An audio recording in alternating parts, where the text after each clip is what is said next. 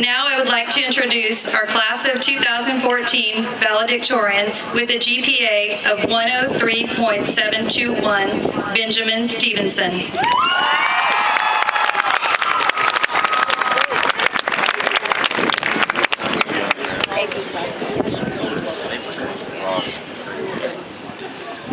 It is strange to think that we have been looking towards this moment our whole lives.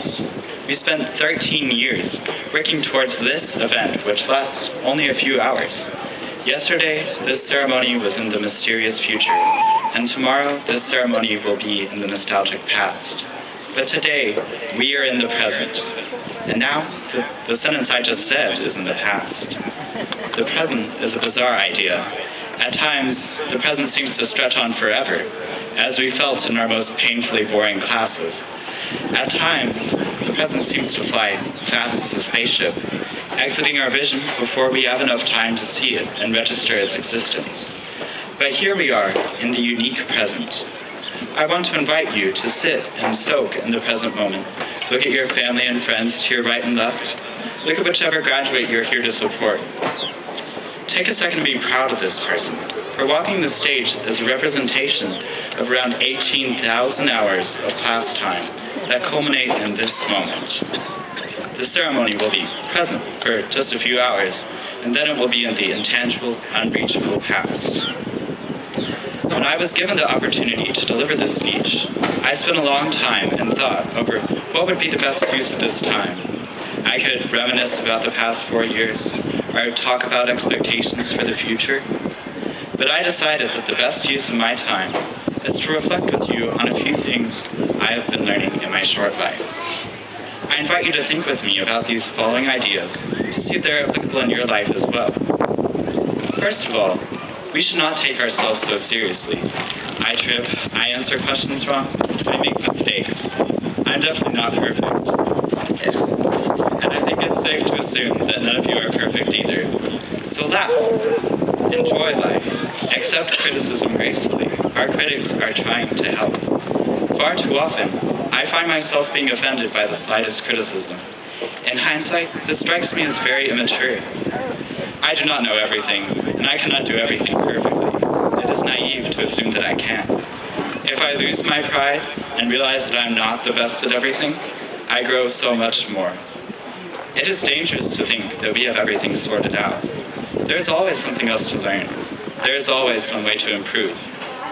Though a comment may be offensive in the present, in the future we may look back and see that constructive comments can bring us to a level we never would have achieved if we were never criticized. Second, be sure to love unconditionally. 1 Corinthians 13:13 says, "And now these three remain, faith, hope, and love. But the greatest of these is love." Recognize that everybody experiences pain, and show them that you care. Make someone stay. Be friends with the kid who has none. We only have a limited amount of time on Earth, as we witnessed in the loss of our dear classmate, Kimberly Jacob. We shouldn't waste a moment being mad at someone who hurt us. People injure us, damage us, and try to destroy our hopes. But remember that this is only the present. The future is just a breath away, and it holds more hope than we can imagine. In the same way, forget about what has happened in the past. Looking at ourselves, we can see the times we've hurt someone. With this in mind, we can extend this vision to the people that hurt us. They may be completely different now. They may be exactly the same as they were in the past. We must choose to love them, regardless of whether or not they apologize for their actions. After all, why should we waste our time bringing in the stain and sadness of the past when we can use the present to change our future prospects? When we love, we will most definitely find love returned to us. Third, we should be thankful for what we have, and we shouldn't take things for granted. Matthew 6:27 states, "Can any of you add 6 hours to the length of your life by worrying?"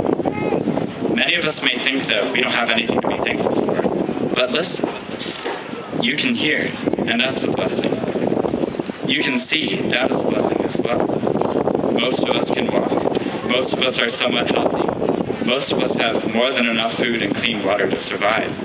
Many people do not have these things.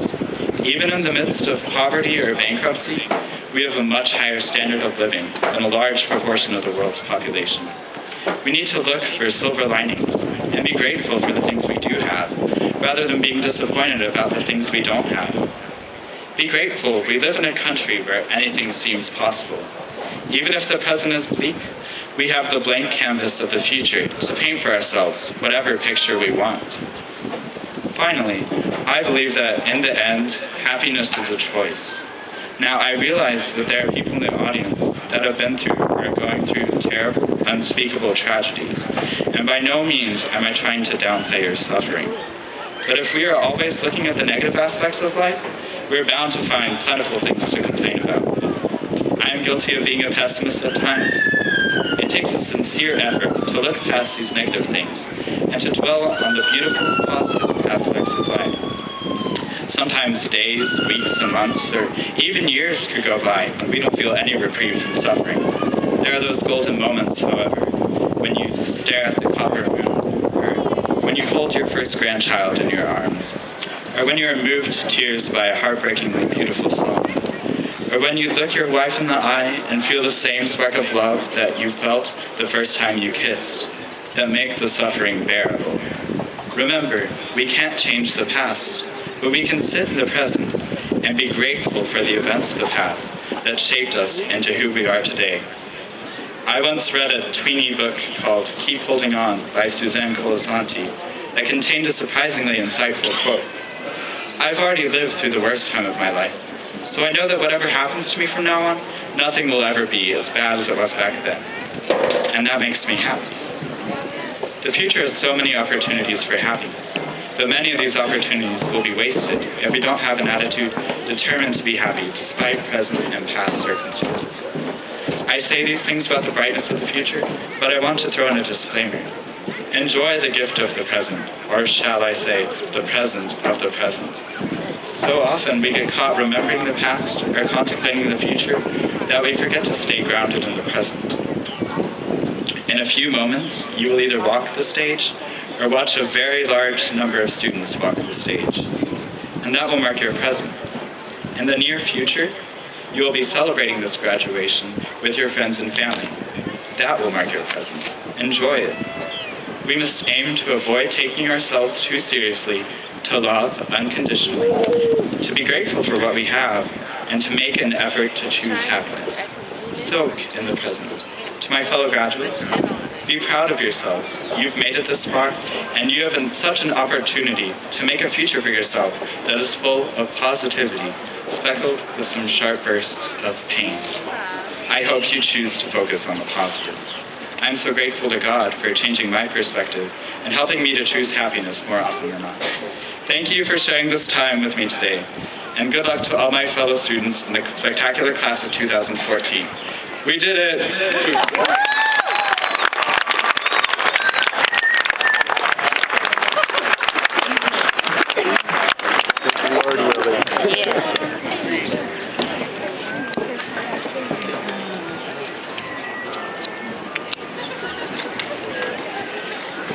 Dr. Moreno, trustees, educators, family members, and friends, we have gathered this evening to honor the 2014 graduating class of Lavernia High School.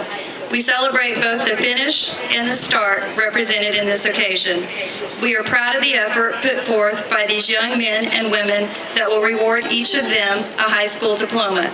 With high school diploma in hand, each will begin a journey with limitless opportunities.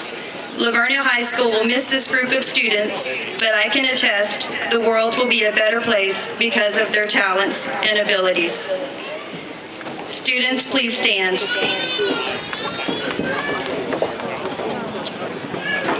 Dr. Moreno, Board of Trustees, ladies and gentlemen, on behalf of Lavernia Independent School District and the faculty of Lavernia High School, I, Kim Martin, as principal of Lavernia High School, certify that the students before you have fulfilled all the requirements of the Texas Education Agency and the Lavernia Independent School District to graduate and receive their high school diplomas this evening. Dr. Moreno, I present to you Lavernia High School Class of 2014.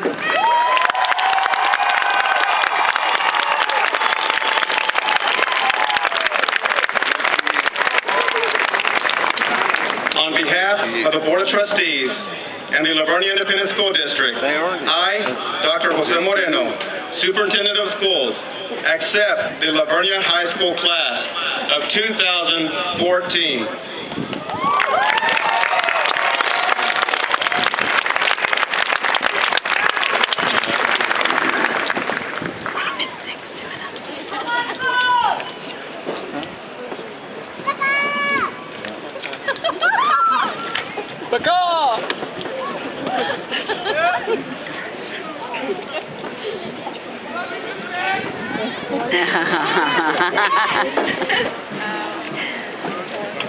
Benjamin Joe Stevenson, honor grad, National Honor Society, top 10%, distinguished. Braden Hunter Weegehop, honor grad, National Honor Society, top 10%, distinguished.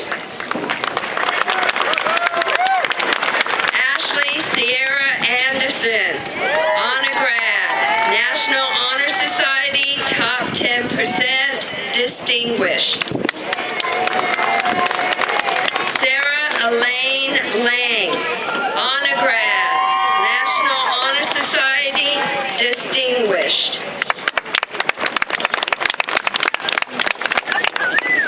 Shelby Hope Ellis, honor grad, National Honor Society, top 10%, distinguished.